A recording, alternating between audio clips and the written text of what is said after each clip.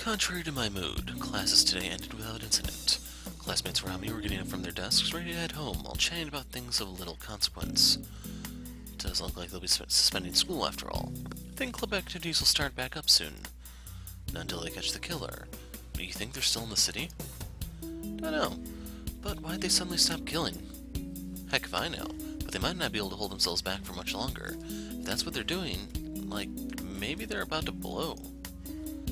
That's scary. Let's hurry on home. They were right on that count. Not the whole killing part, but rather that I was reaching my mental limit. It had only been about a week since the killing stopped, but the murder was taking 2 victims per day up until then. So those girls' prediction probably wasn't off. Everyone must have been thinking the same thing. The killer is gone, or maybe they'll return and kill even more people per day than before. Unfortunately, I knew very well that the former was unlikely. The killer was in the city. He was holding his breath, restraining his impulses, disguising himself as an ordinary citizen, holding himself back even at this very moment as he... I muttered a brief phrase of self-deprecation. I've been having all these worthless thoughts ingrained in me thanks to my talk with Rusalka earlier.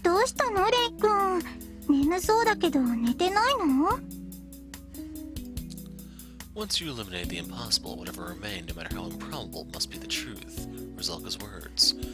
It was, too, a sound of an argument for me to refute it. And that's Sherlock Holmes' line, if you're not familiar. However, it would have been too much of a problem to simply admit it was correct. First of all, I simply didn't want to readily agree with what she told me.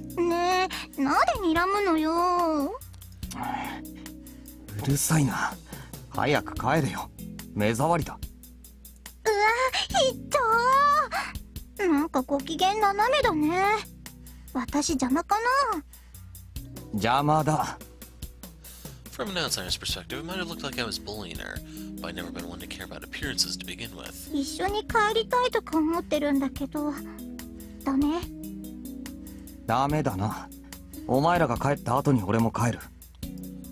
I wouldn't be able to remain calm otherwise. I sent her a glare that conveyed that very sentiment, but Rusalka responded with a laugh like it didn't concern her. I couldn't believe this girl.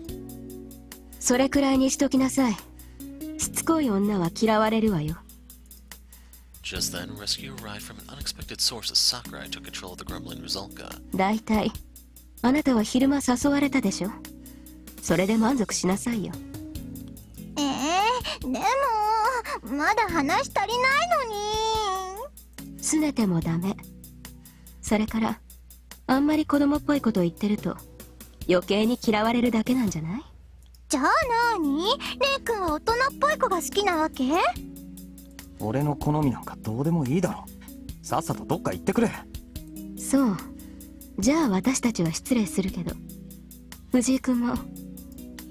Turning back to me, Sakurai made a frown. She then gave me one hell of a glare. I began instinctively backing up, but...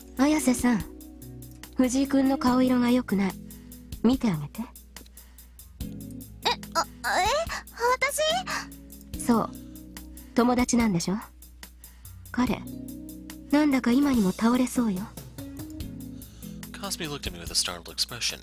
She'd always come over to me even if no one called her, so what was she doing now? She hadn't even gotten ready to go home yet.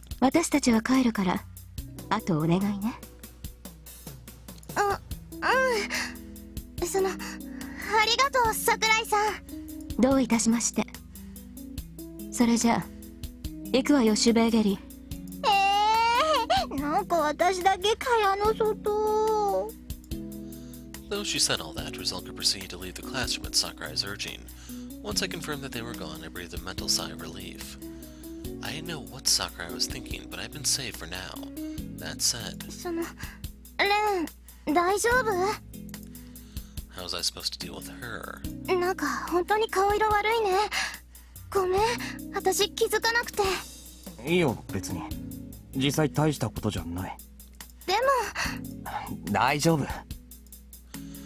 I wasn't like some old man who'd collapse in a heap from not getting enough sleep for a mere 7 days. I responded to Kasumi in the most cheerful tone I could muster.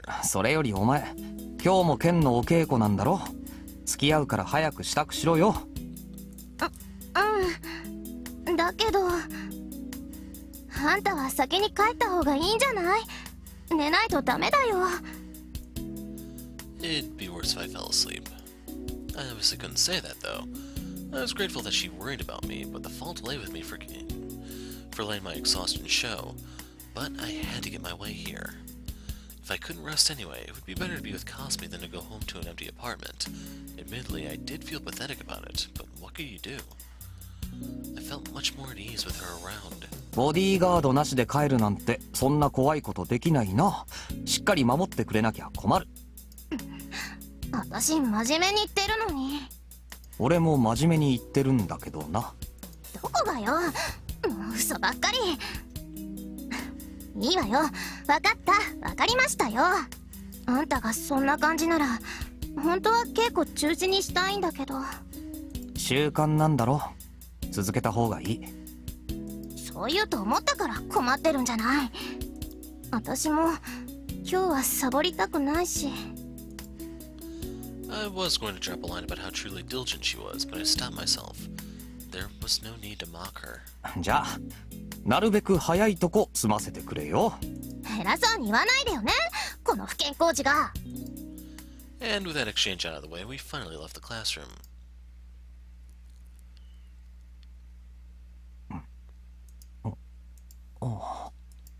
I watched over Kasumi's practice session as I had always had.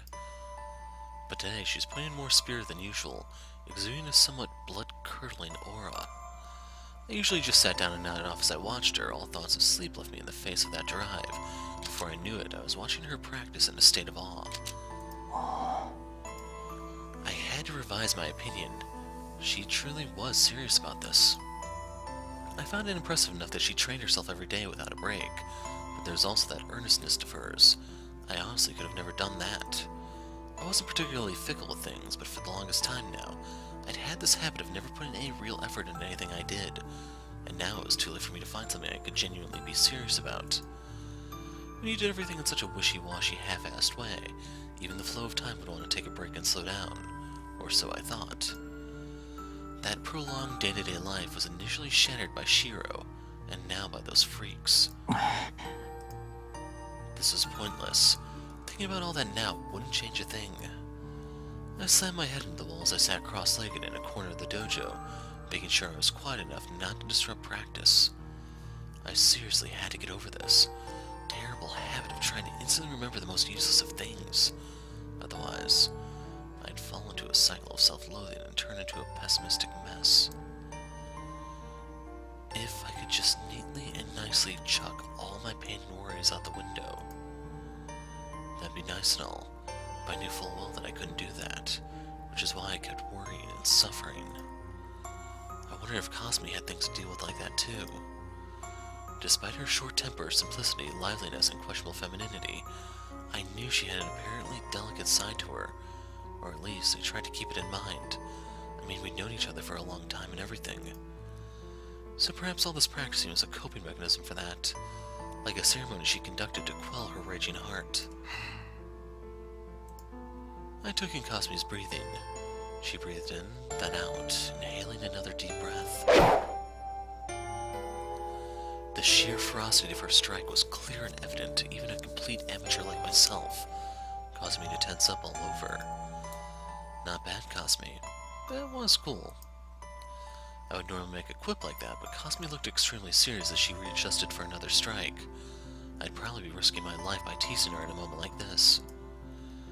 Seemed like she was going to keep on going, but I found myself getting a little doubtful as I took note of how strained her face looked. こいついくらなんでもマジすぎないか。 No point in training if one was just going to slack off. That much I agreed with. Taking it seriously was fine and all, but this felt entirely too violent. That technique she just pulled off was indeed amazing. So good that if it was a picture, you'd want to frame it and hang it up on the wall, but with the title Killing Blow. In other words, to use a cliched expression, she was frenzied. She was swinging her bamboo sword with the intent of killing her imaginary opponent. At least it looked that way to me. Kasumi? おい。 Kasumi made no answer. I could tell she was ignoring me or if she was just too absorbed in her practice. I didn't get it. It was Kasumi herself who once told me that a blade could not only kill a foe, it could also save a life. She explained that Kendo's history of teaching techniques to murder people ended with the westernization movement in the Meiji era. From then on, Kendo was not about how to kill, but how to keep others alive. Wasn't Kasumi the ace disciple who, while smiling ear to ear, told me all about how a sword was meant for protecting others? Hell, hearing it even made me embarrassed. So what in the world was she doing now? For a moment, I could have sworn I spotted Kasumi's lips sliding into a sinister grin.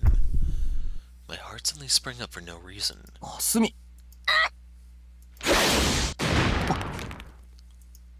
A single swing from Kasumi shattered the training dummy to splinters. I couldn't believe my eyes. She'd blown a mounted and armored training dummy from its pedestal clear to the other side of the dojo. There was no technique or skill to the act.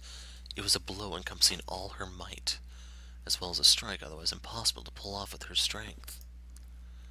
Holy shit. What the hell was that? Oi! I hurried over to Kasumi. お前、いきなり何やってんだよ!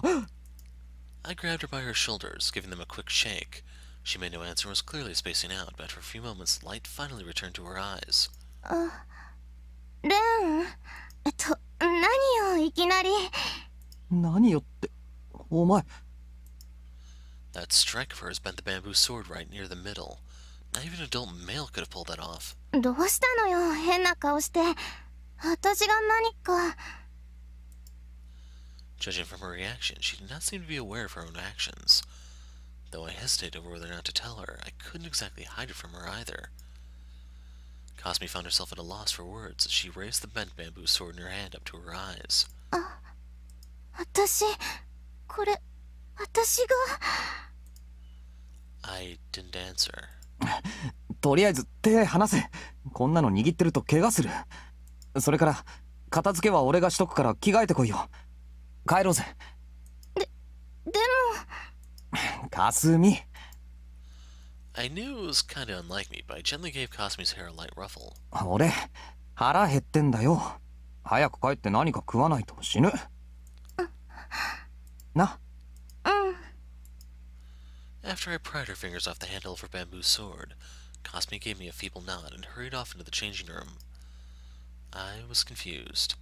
What was that? まあ、女にはそういう日もあるみたいだし。Ultimately, that stupid remark did nothing to clear the oppressive atmosphere within the dojo. お疲れ。I wordlessly took Kasumi's bag after treating her to a soda. 何すんのよ。荷物持ち。やってやるからいつまでもしょぼくれるなよ。気持ち悪い。あ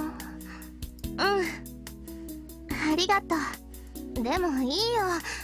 体調良くないんでしょ。今のお前よりかマシだ。私は別にそんなわけじゃ。だったらちゃんとしろよ。ほら。I gave her a slap on the butt with her bag, to basically no reaction. She definitely wasn't in the right mind. 帰ろうぜ。And without further conversation, we headed on home. Kasumi remained unusually quiet. She responded when prompted, but I couldn't tell if she was listening or not, as she only gave half-hearted replies. Man, I couldn't quite get honor students like her. To think she would get this upset over breaking only one piece of school equipment. I figured it was best just to conveniently forget the extraordinary circumstances of that dummy's destruction. Regardless of how it happened, this was ultimately not a big deal.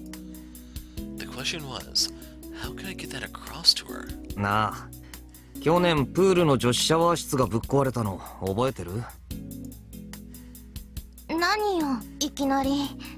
だから女子シャワー室、水が出なくなったことあったよな。あったような気がするけど。あれ、俺のせい。は？正確にはシローのせいっていうか、とにかく原因はあいつなんだけど、やったのは俺。我ながらうまく隠蔽したんだけどバレちゃったな。内緒にしとけよ。つまり何が言いたいのよ。お前右の胸にほくろあるよな。Looks like I just blew her mind. はあ？いや、四郎のやつがな言ったんだよ。某占いによると胸にほくろのある女が俺にとって一生のっていうか、とにかくそういうのになるって。俺はそういうのを信じないから、そんなやつが都合よくいるはずないって言ったら、じゃあかけようかってことになって、次の体育の時間二人で天井裏から忍び込んだっていうオチだ。1万円かけてたんだよ、あの勝負。身近にそういう女がいるかいないかだっていうのに、まったく。I looked up into the air in mock exasperation, flicked the paralyzed Kasumi's right breast, and went on. つけてんじゃねえよ、このバカ。俺の1万円返してくれ。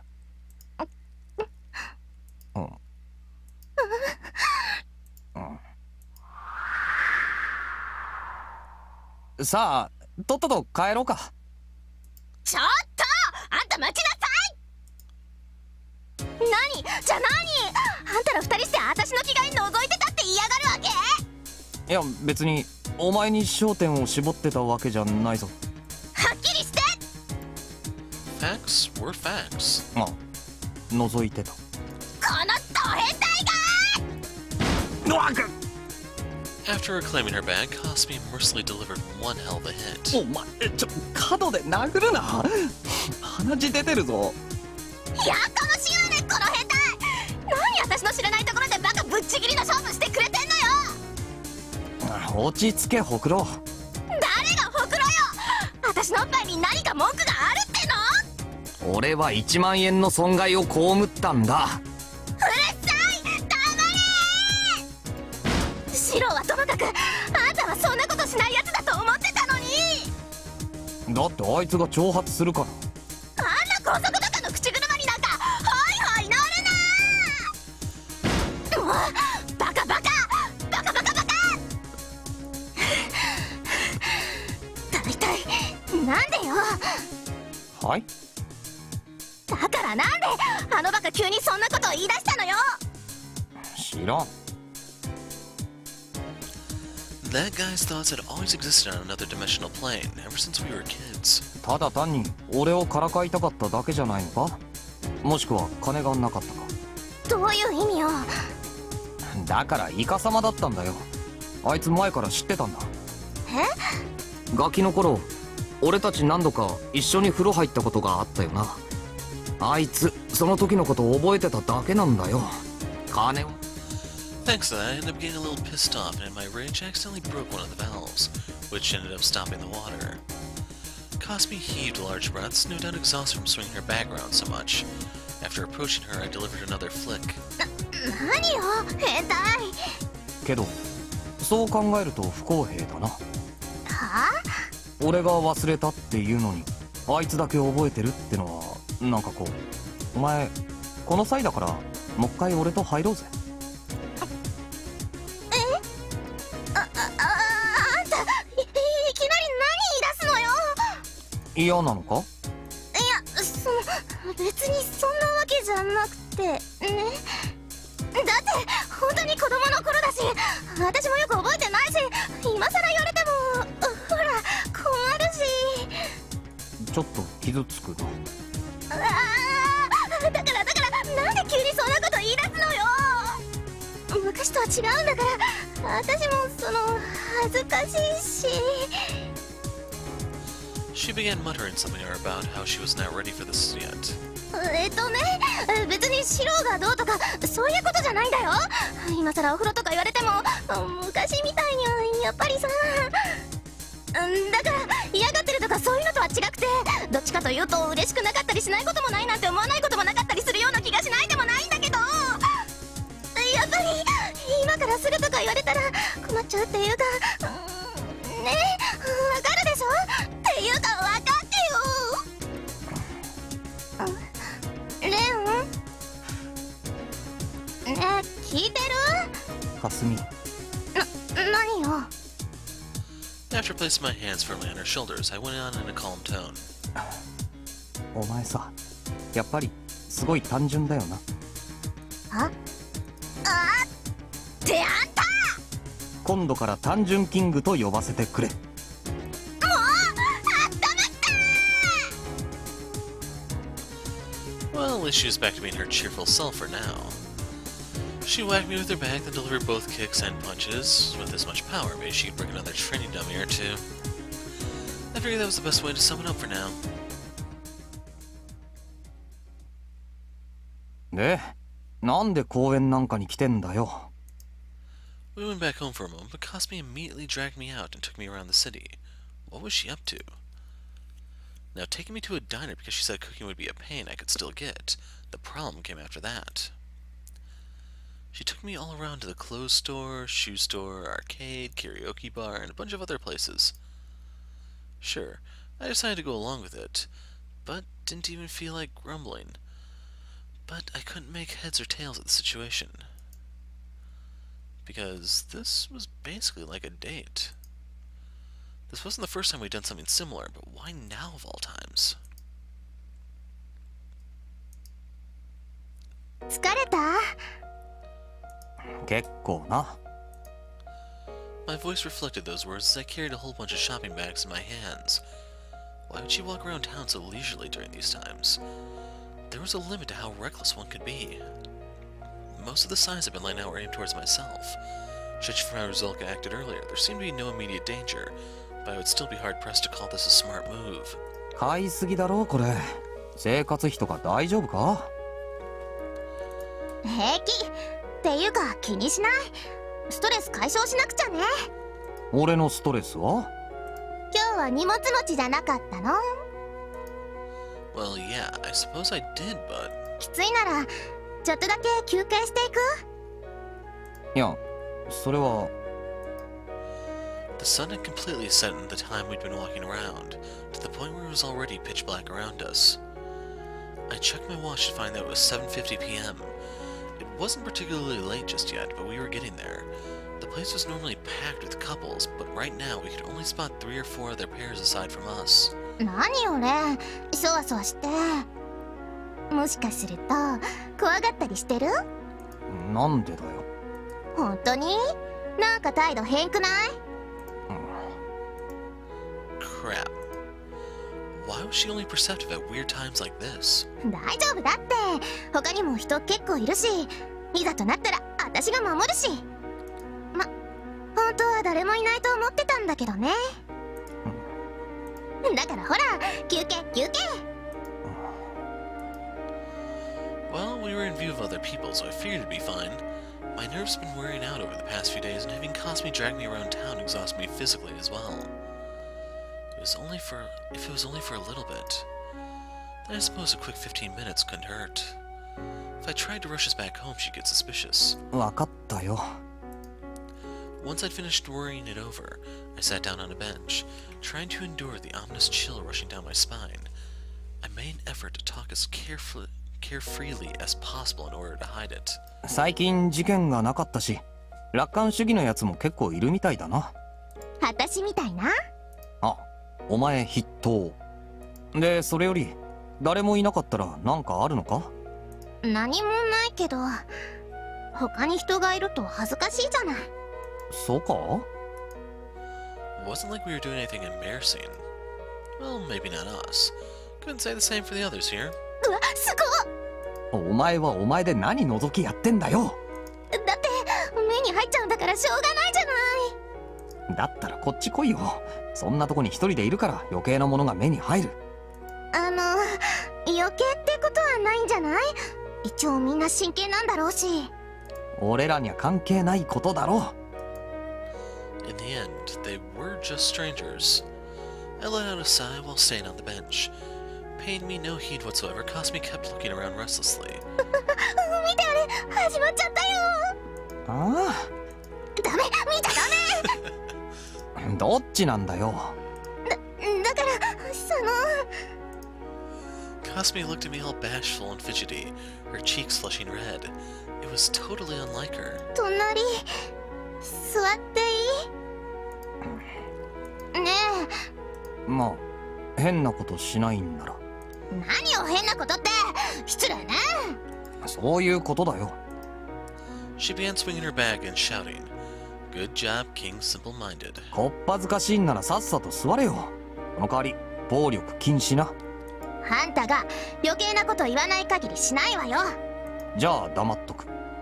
いいや、それもダメ。Kasumi smiled widely and sat down next to me.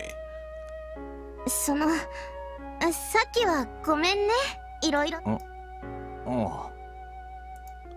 Honestly, I didn't really know what she was apologizing for. Probably the whole dojo incident.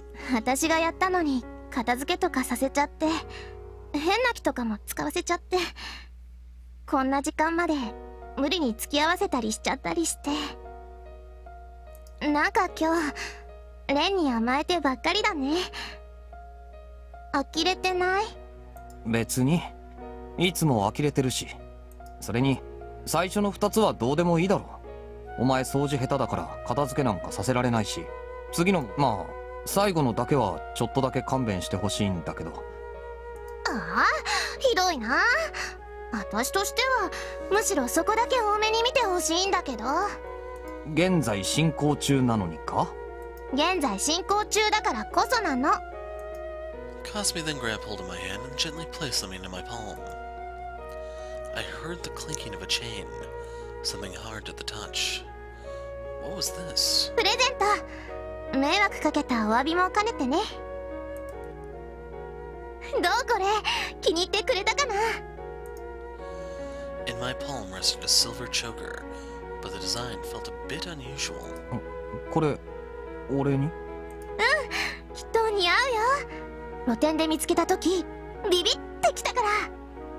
お前に来てもしょうがないと思うんだけど。But it was a pretty nice gift, honestly. 高かった？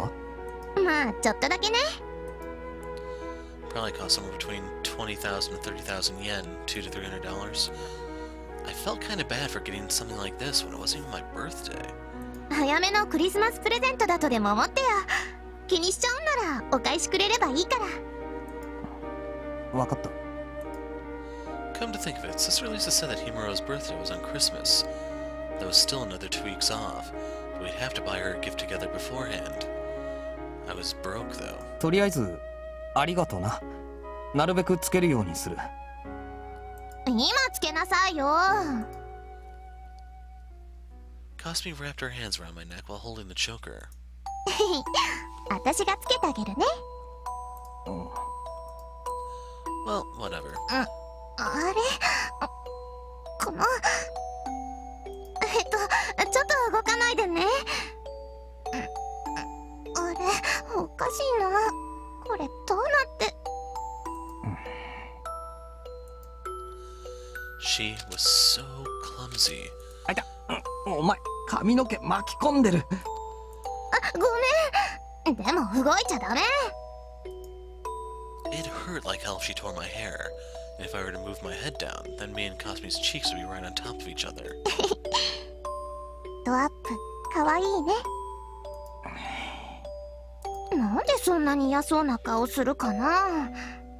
男に可愛いは禁句なんだよ。そうなの？でも事実じゃん。くどいなお前も。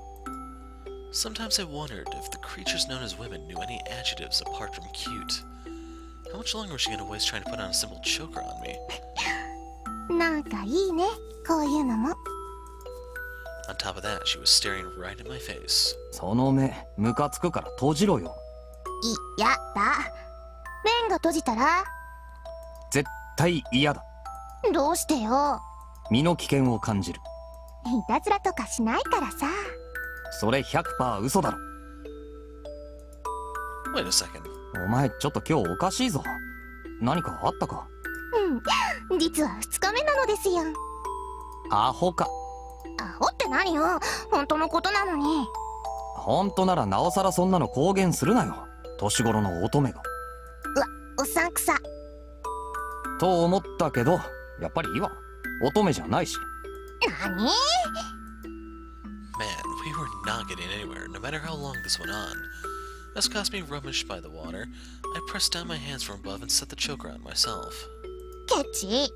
お前やっぱりわざとやってただろ。 Taking it slow? What in the world was she thinking? でもそれやっぱり似合うよ。そうか？そうなの。似合わないものをプレゼントするほど私センス悪くないもん。それでね、水星なんだって。は？だから水星、星、マーキュリー。オッケー？何が？ Kasumi's confusing remarks are pretty much made a question mark pop up over my head. それのデザイン、お店の人が言ってたけど太陽系の縮図なんだって。もう一回見てみ。ね、そんな感じでしょ。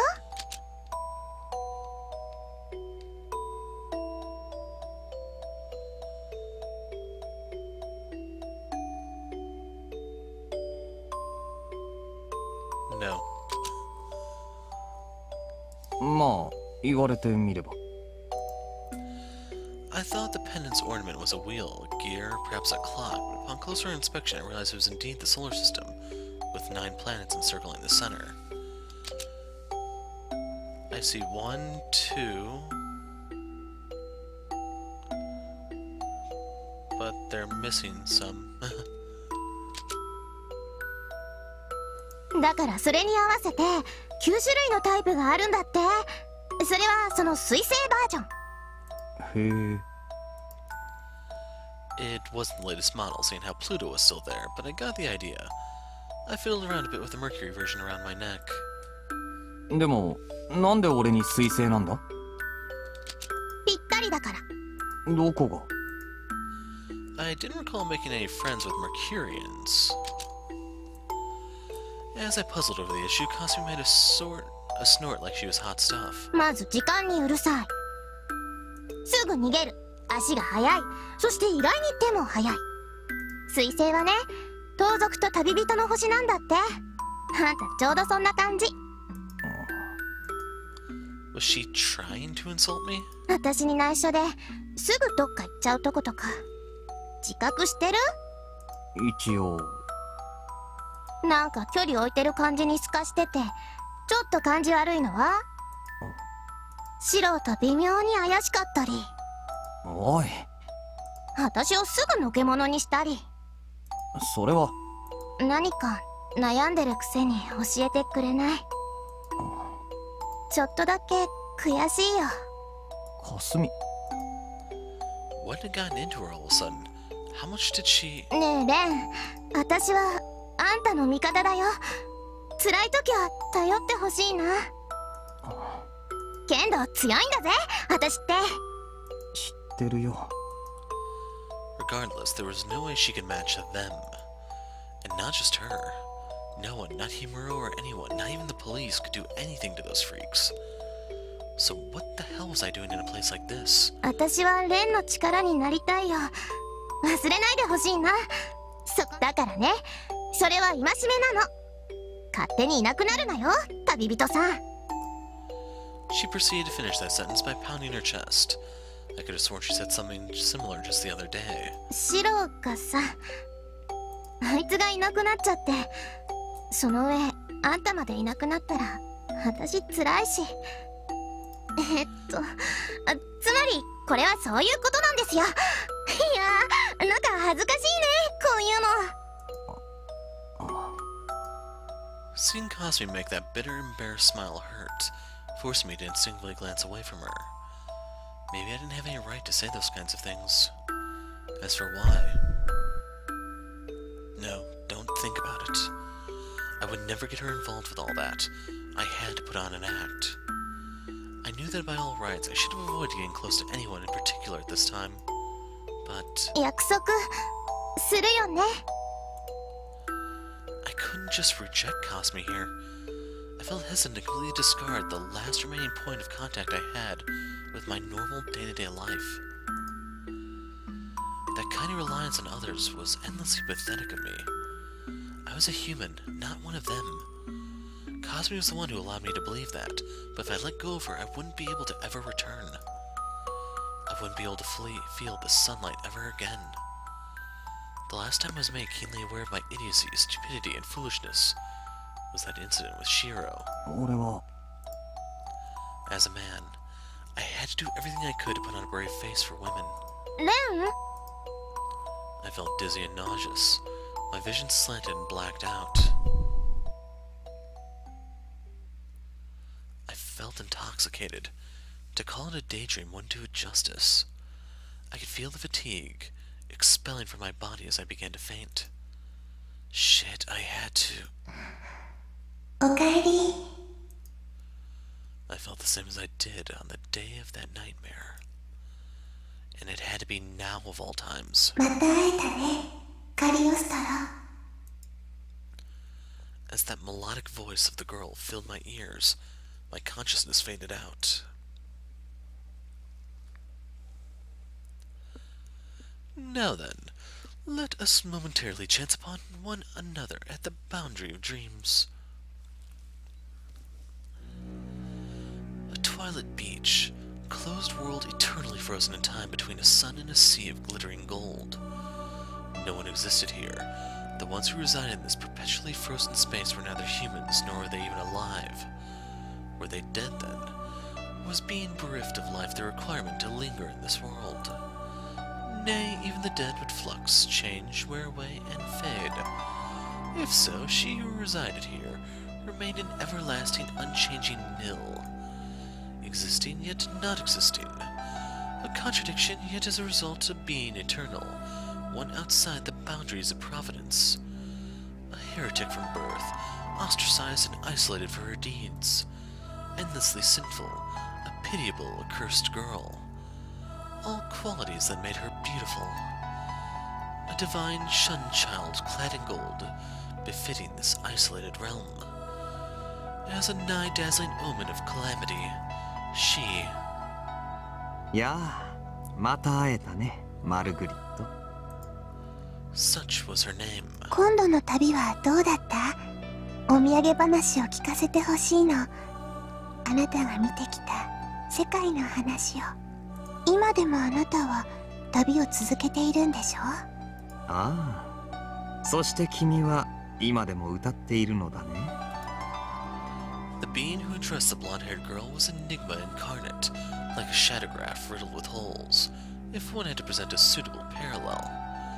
The tattered cloak he wore made him resemble a messenger from the netherworld itself. His features denied distinction between men and women. In actuality, this being had no face to begin with.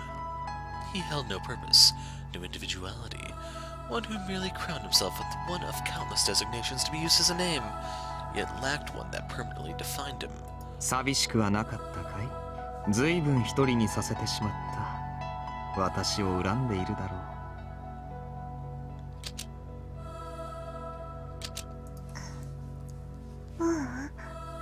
ただ怖かった。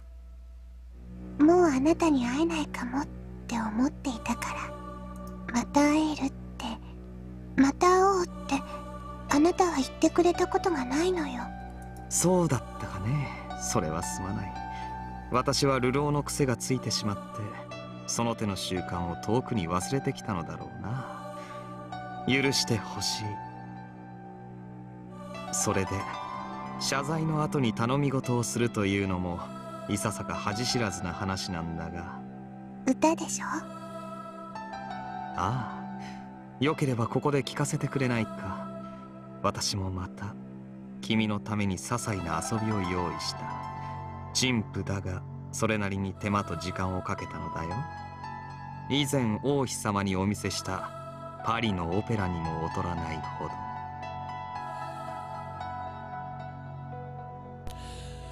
Qu'ils mange de la brioche.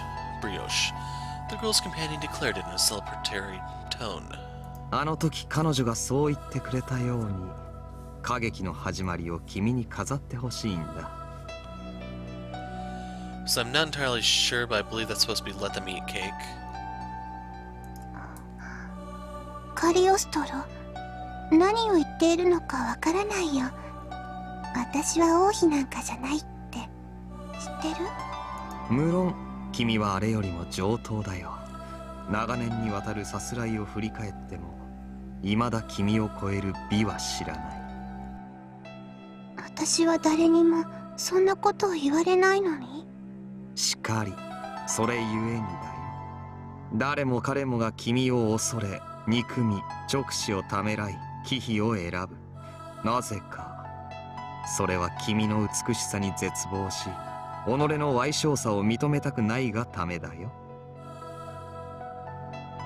人は理解不能なものを悪と呼び、恐怖するようにできている。くだらん。実にくだらんね。そんな保身や虚栄を大義に、一体どれだけの輝きが失われてきたと思うかね。それは私が最も嫌う行いなのだよ。聞いてほしい、マルグリット。忌まわしき罰当たり後、神の呪いを受けし君。私はその美を信仰している。ぜひ我がオペラの主賓となっていただきたい。以前の旅でとある友人ができたのだ。とても強く恐ろしく地獄の塊のような男だが、彼もまたある意味で美しい。その力を貸してもらう約束を私はすでに取り付けているのだから。彼、それは怖い人なの？ああ、怖い。とてもとても、誰よりもね。私が今まで会った中でもあれほど凄まじいのは見たことがないほどだよ。遠からず彼はゲットを抜けるだろう。ならばこそ君の呪いも解けるはずだ。聞かせてくれ、マルグリット。君はこのまま永遠にここで歌い続けたいのか？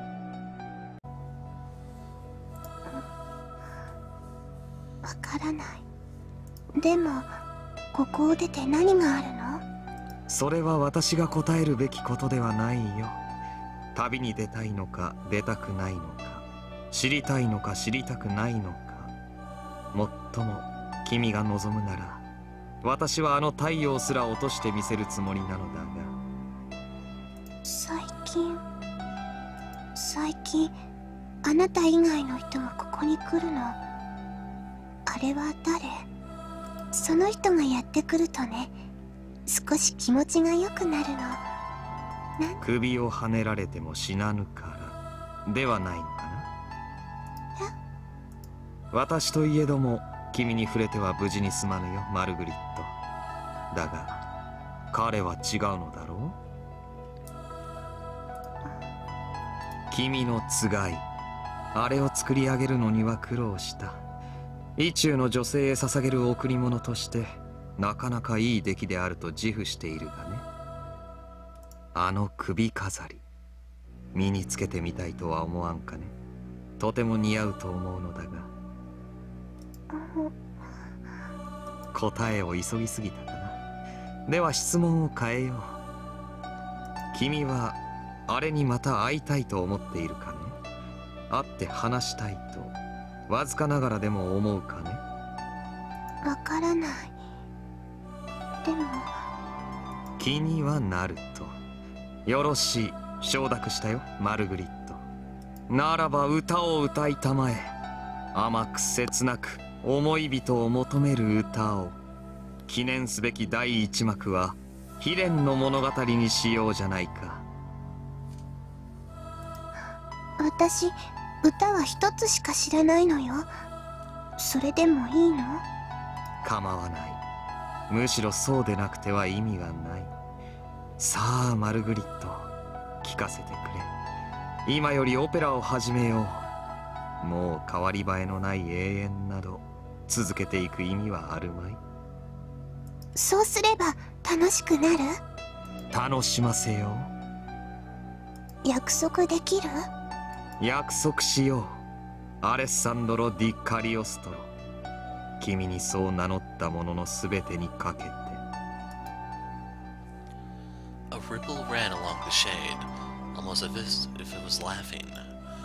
Two snakes stretched from its right hand and became entwined in a difficult to describe, otherworldly shape that could very well be a staff or sword. The caduceus, if you don't understand what they're talking about. さあ、ザラトゥストラ。我らが愛しの君がお望みだ。The being raised its hands like a conductor as the girl began her song. His cloak then expanded to infinity, covering sky, sea, and sun alike in darkness. Night descended upon the shore of eternal twilight, and the cogs of frozen time began to stir once more. With it, words, like a spell chanted, reverberated across that gradually blackening realm.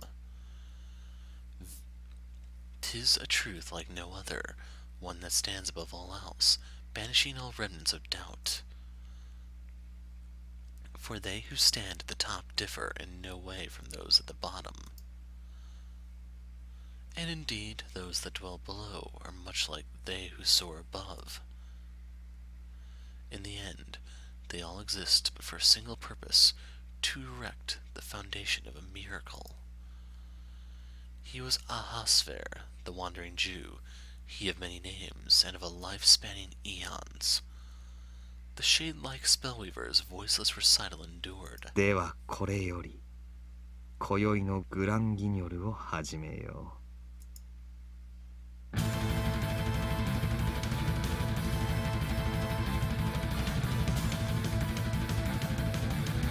Sprinting, dashing at impossible speed, far surpassing the limits of high power output exhibitable by living beings. The fastest animal on land was the cheetah at 120 kilometers per hour. This was easily going 3 to 5 times faster than that. That swift, raging gale of a being soared faster than the naked eye could follow, ultimately looking invisible when viewed through the filter of common sense. Despite its humanoid appearance, the being's sheer speed would no doubt make anyone reconsider whether or not to call it human. And it wasn't merely running fast. It left blossoming flowers of blood in its wake, wielding an invisible blade with a range of several dozen meters that slaughtered all living creatures in its path. None were spared. Men and women, the young and old, animals and children. All were indiscriminately massacred using the exact same method, decapitation. That whirlwind of death was like a giant guillotine batting all in its path. Her arms, spread like wings, would slay all those caught in their embrace. For this was no weapon, but an instrument existing only to execute. Created for the sole purpose of killing, it held no other role. A weapon's essence could shift depending on the wielder's intentions, yet this one remained unchanged due to its sheer simplicity, its identity the same in anyone's hands. As such, to find it so thoroughly without peers in the art of murder was no doubt a natural consequence. However, that being was currently under pursuit. A giant lance-like stake from above blew up a passing car, and mysteriously enough, the accord pierced by the telephone pole-sized stake turned into a rusted heap of iron moments before it exploded. Its passengers aged into mummies before they could even burn to death. Standing atop the stake stuck into the ground was like a gravestone was a man fluttering, with fluttering long hair and a face as pale as grave wax. A system of strung-up vein-like lines rushed up the stake and spread throughout the man's body from his feet. He absorbed it all. Gasoline, water, blood, all the nutrients of the stake's victims, as well as the souls they required to function. Wilhelm sneered as he watched his prey continue to run without stopping.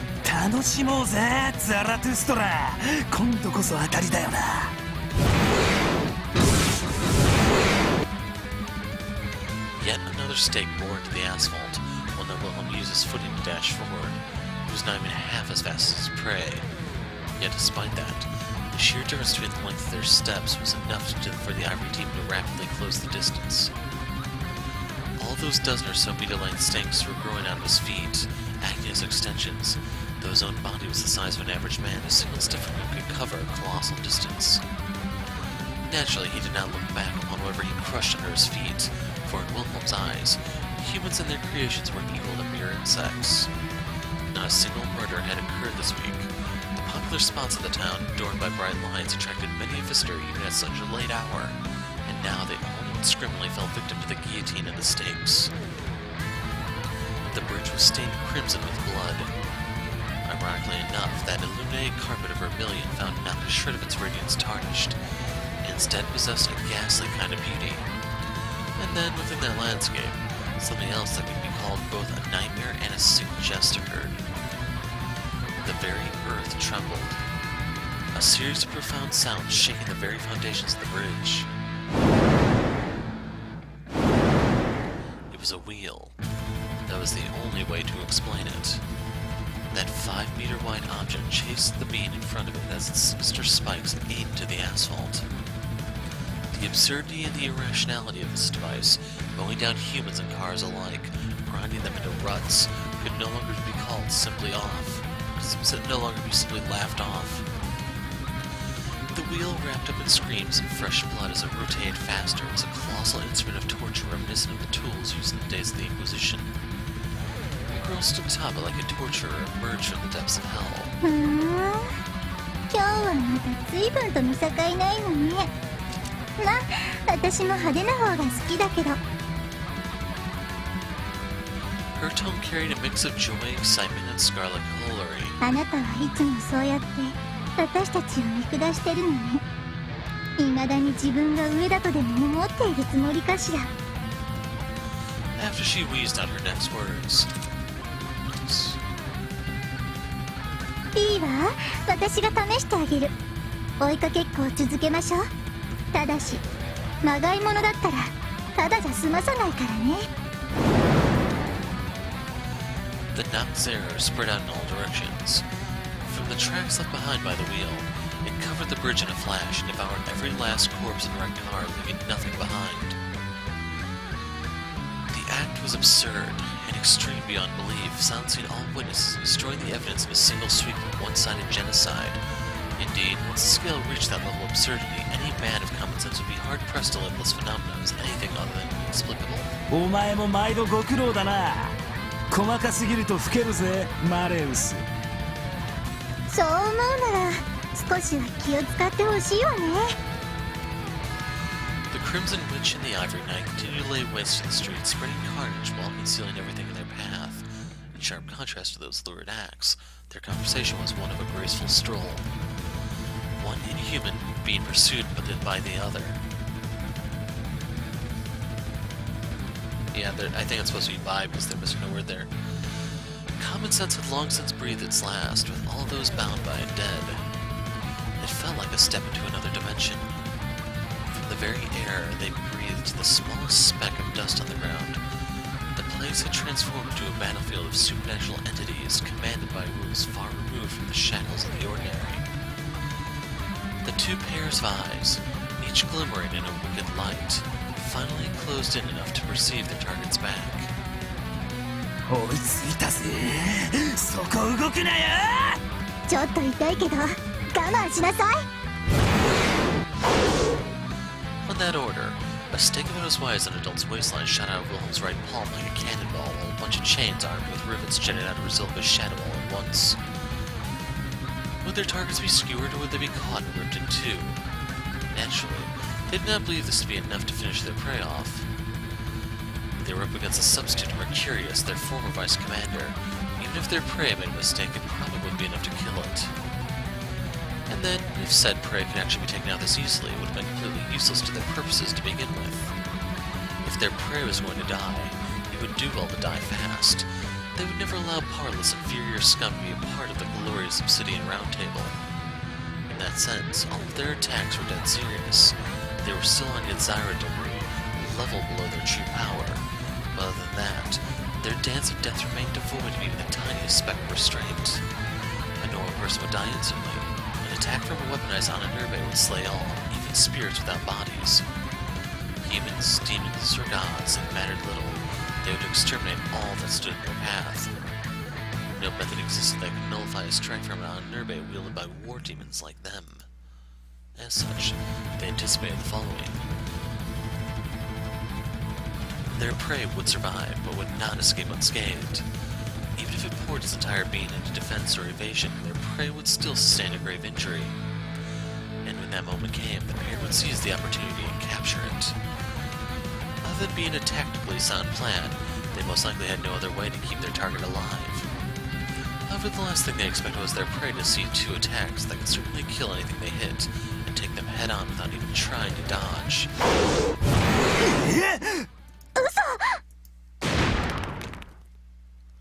To counter a pursuer without so much as considering evasion or defense was an act that went beyond mere recklessness and into the realm of sheer insanity.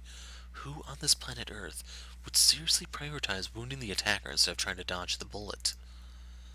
However, that counter, bordering on sheer madness, was enough to send Wilhelm and Rusalka flying back a few dozen meters, placing them out of shooting range.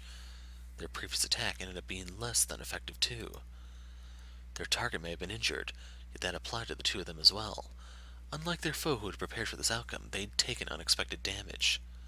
In other words, if one were to look at this situation objectively, やられた。今のはこっちの負けね。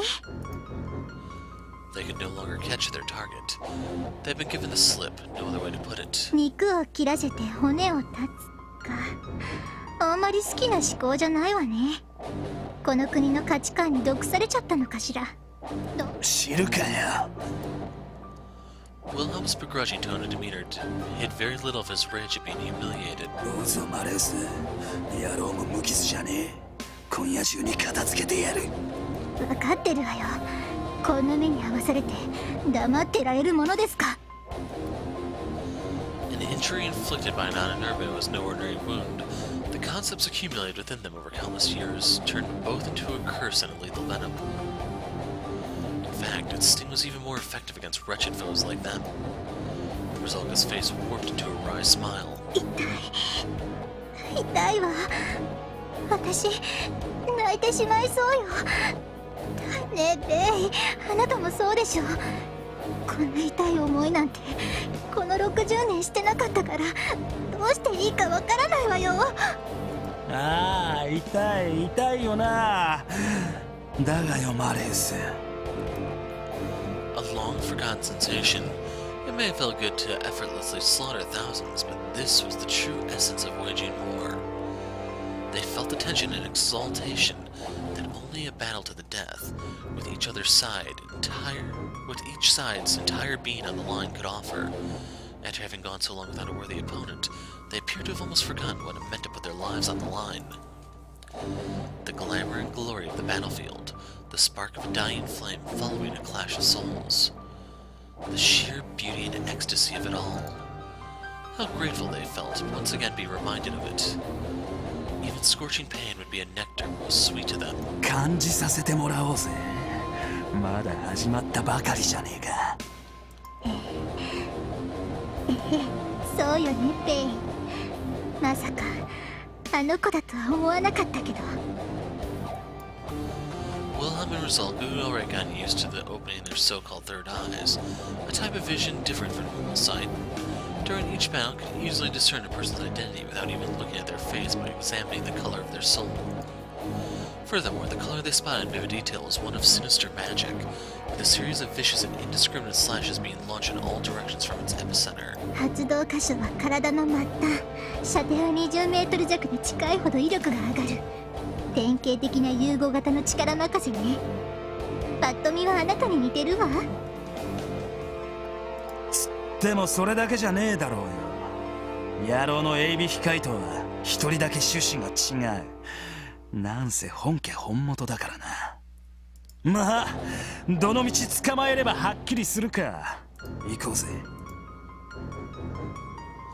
Wilhelm and Rusalka commenced their pursuit once again, the regenerating wounds emitting red smoke. Not a trace remained of the carnage and destruction that took place upon the bridge. The dozens of citizens killed tonight would no doubt be dismissed as simply having gone missing. Normal people by nature couldn't hope to comprehend inhuman principles. Nor could they understand its suffering.